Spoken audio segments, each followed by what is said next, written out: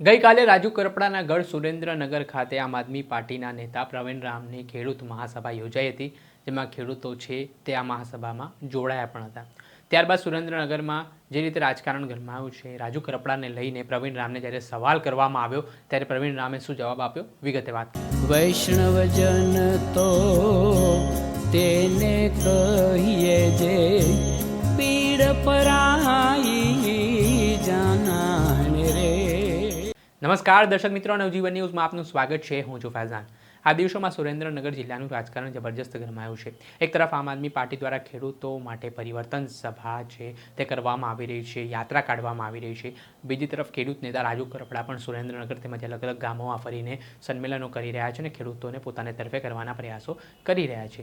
ત્યારે આગામી દિવસોમાં રાજુ કરપડા ખેડૂતો માટે સિંચાઈનો પાણીનો જે મુદ્દો છે તેને લઈને લડત ચલાવવાના છે. તે વચ્ચે પ્રવીણ રામ જેઓ સુરેન્દ્રનગર પહોંચ્યા હતા, જ્યાં તેમણે સભા કરી હતી. ત્યારબાદ પત્રકાર પરિષદ કરતા રાજુ કરપડાને લઈને કેટલીક વાતો તેમના દ્વારા કરવામાં આવી. પ્રવીણ રામે કહ્યું કે સુરેન્દ્રનગરમાં ન માત્ર સિંચાઈનું પાણી પરંતુ ઘણા બધા મૂળ પ્રશ્ન છે, અહીંયા લોકોને સ્થાનિકોની સમસ્યાઓ છે, પણ જે સિંચાઈના પાણીની વાત રાજુ કરપડા દ્વારા કરવામાં આવી રહી છે તેમાં તેઓ ચાલુ ગાડીમાં ચઢી રહ્યા છે.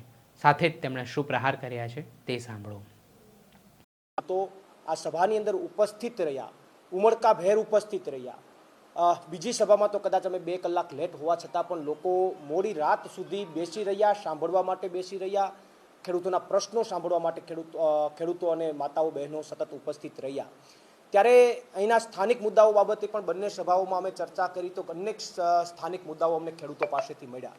પીપરાડી સભાની અંદર અમુક મહિલાઓ સાથે હું બેઠો તો મહિલાઓએ મને એવું કીધું કે અહીંયા ગામડાઓમાં પીવાનું પાણી નથી મળતું, દારૂ ખુલ્લેઆમ મળે છે, પણ પીવાનું પાણી પણ અહીંયા અમને મળતું નથી. 300 રૂપિયાની દાળીએમાં જઈએ છીએ અને 500 રૂપિયાનો ટાંકો અમારે વેચાતો લેવો પડે છે પાણી પીવાનો. તો હું એવું માનું છું કે આ તો બહુ ભયંકર પરિસ્થિતિ કહેવાય.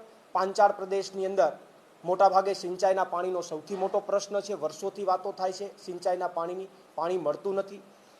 સુરેન્દ્રનગરની વાત કરીએ કે સુરેન્દ્રનગર મહાનગરપાલિકાની અંદર અહીંયા બાજુમાં ધોળીધજા ડેમ 2006થી ભરેલો છે, છતાં દર 5 દિવસે સુરેન્દ્રનગર વિસ્તારના શહેરના લોકોને 5મા દિવસે પાણી મળે છે. આ સૌથી ગંભીર પ્રશ્ન છે. ગટરના પ્રશ્નો સિટીના બહુ ભયંકર પ્રશ્નો છે, ભૂગર્ભ ગટરના. એટલે અલ્ટિમેટલી કહી શકીએ તો બીજેપી ભ્રષ્ટાચાર કરવા સિવાય બીજો કોઈ એમની પાસે ધ્યેય નથી. શહેર હોય કે ગ્રામ્ય હોય, દરેક જગ્યાએ ભ્રષ્ટાચાર કરી રહી છે અને સુરેન્દ્રનગરની અંદર પરિસ્થિતિ બહુ ભયંકર છે. આ યાત્રા આજે સુરેન્દ્રનગરથી પસાર થઈ છે. 8મી તારીખે ગાંધીનગર ખાતે પહોંચશે અને ગાંધીનગર ખાતે આ યાત્રા જ્યારે પહોંચવાની છે ત્યારે માનનીય અરવિંદ કેજરીવાલજીની ઉપસ્થિતિમાં એમની હાજરીમાં યાત્રાનું સમાપન થશે. 8મી તારીખે બપોરે 3 કલાકે રામકથા ગ્રાઉન્ડની અંદર એક વિશાળ જનસભા ખેડૂતો માટે યોજાવાની છે, જેમાં માનનીય અરવિંદ કેજરીવાલજી ઉપસ્થિત રહેવાના છે અને આ યાત્રાનું સમાપન થવાનું છે. અને એક સંદેશ અમે આમ આદમી પાર્ટીએ આપવાનો પ્રયત્ન કર્યો છે કે ગુજરાતના ખેડૂતો માટે ભૂતકાળમાં પણ આમ આદમી પાર્ટી લડતી હતી અને ભવિષ્યમાં પણ લડતી રહેશે અને આ યાત્રાના માધ્યમથી ખેડૂતોના પ્રશ્નોને ઉઠાવવાનો અમે પ્રયત્ન કર્યો છે.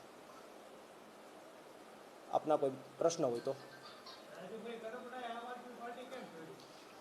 રાજુભાઈ એ જે કંઈ પણ પાર્ટી છોડી છે હું અગાઉ પણ જણાવી મીડિયા સમક્ષ મારી વાત મૂકી ચૂક્યો છું અને અત્યારે પણ કહું કે જૂના કેસોને લઈને જે બીજેપીએ એમની ઉપર પ્રેશર બનાવ્યું અને એ વાતને લઈને એમને પાર્ટી છોડવી પડી છે.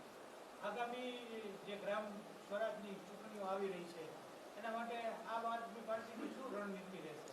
આગામી જે ચૂંટણીઓ આવી રહી છે એમાં આમ આદમી પાર્ટી મજબૂતાઈથી ઉતરવાની છે, ગ્રાઉન્ડ ઉપર મજબૂત ઉમેદવારો સાથે ઉતરવાની છે અને એ આખી જે કંઈ પણ કાર્ય પદ્ધતિ અથવા ગતિવિધિ છે એ આમ આદમી પાર્ટીની ચાલુ છે અને સાથે સાથે જનતાના અને ખેડૂતોના મુદ્દાઓને ઉઠાવતી રહેવાની છે. મહાનગરપાલિકામાં તમામ વોર્ડમાં તમારા સભ્યો ઉભા રહેશે? ચોક્કસથી તમામ વોર્ડની અંદર મજબૂત ઉમેદવાર ઉભા રહેશે. ઓકે,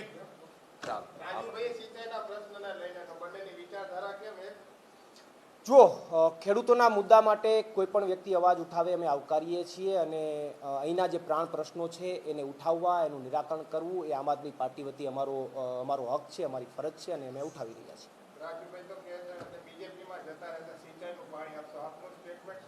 સિંચાઈના પાણીની એક વાત તો તમને બધાને પણ ખબર હશે કે યોજના કેટલા વર્ષથી સરકારે જાહેર કરી દીધી છે, એનું અમલીકરણ નથી થતું. તો એનું અમલીકરણ થવું જોઈએ. માત્ર સિંચાઈના પાણીનો એક પ્રશ્ન નથી, અહીંના ખેડૂતોના 1000 પ્રશ્નો છે. ખાલી સિંચાઈના પાણીનો પ્રશ્ન થઈ જશે, સોર્ટ આઉટ થઈ જશે તો ખેડૂતના બધા પ્રશ્નોનું નિરાકરણ થઈ જવાનું નથી. સિંચાઈના પાણીનો પ્રશ્નોનું નિરાકરણ તો થવું જ જોઈએ. એનું યોજના તો લાગુ પડી ગઈ છે, અમલીકરણની વાત છે. ખાલી ચાલુ ગાડીએ બેસી જવાની વાત મારી ખ્યાલથી ન હોવી જોઈએ. એનું અમલીકરણ તો થવું જોઈએ. એની સાથે સાથે પીવાના પાણીનો પ્રશ્ન છે, એની સાથે સાથે ભાવ નથી મળતો ખેડૂતોને, સંતોષકારક ભાવ નથી મળતો, સમયસર ખાતર નથી મળતું. આ તમામ પ્રશ્નો જે છે ખેડૂતોના, હાઈ ટેન્શન લાઇનના પ્રશ્નો છે, આ તમામ પ્રશ્નો છે એનું નિરાકરણ ન થાય ત્યાં સુધી ખેડૂત રાજી નથી થવાનું. કોઈ એક મુદ્દાનું નિરાકરણ થઈ જાય તો એનાથી ખેડૂત ઠીક છે, અમે માનીએ છીએ કે થવું જ જોઈએ, પણ સાથે સાથે બધા મુદ્દાનું નિરાકરણ થાય પછી રાજુભાઈ બીજેપીનો ખેસ ધારણ કરે તો મને સારું લાગશે.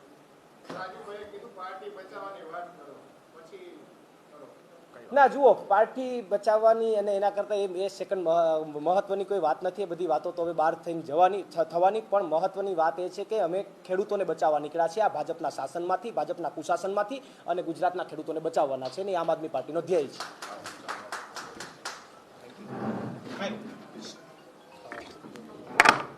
થેન્ક યુ, ખૂબ ખૂબ આભાર. રિફ્રેશમેન્ટ માટે બધા બાજુમાં આવજો, પ્રેસવાળા બધા. આપણે સાંભળ્યા હતા આમ આદમી પાર્ટીના નેતા પ્રવીણ રામ, જેઓ ખેડૂત નેતા તરીકે હવે આમ આદમી પાર્ટીમાંથી ઉભરી આવ્યા છે. તેમને નેતૃત્વ સોંપવામાં આવ્યું છે અને તેઓ હવે પોતાના જેલના સાથી રાજુ કરપડા ઉપર પણ સતત પ્રહાર કરી રહ્યા છે અને સાથે તેમણે ભવિષ્યવાણી કરી છે કે આગામી દિવસોમાં રાજુ કરપડા છે તે સિંચાઈના પાણીના મુદ્દે લડત ચલાવીને ભાજપમાં જોડાવા પણ જવાના છે. તેના જ કારણે રાજકારણ ગરમાયું છે. ત્યારે મામલાને લઈને જોવાનું રહ્યું કે રાજુ કરપડા હવે શું પ્રતિક્રિયા આપે છે, પરંતુ જે રીતે નિવેદન બાજુનો દોર જોવા મળી રહ્યો છે, સામે પ્રહારો થઈ રહ્યા છે, તેના કારણે રાજકારણ પણ ગરમાયું છે. દર્શક મિત્રો, આવા જ નવા વિડીયો સાથે આપણે માહિતગાર કરતા રહીશું, એટલે નવજીવન ન્યૂઝ જોતા રહો.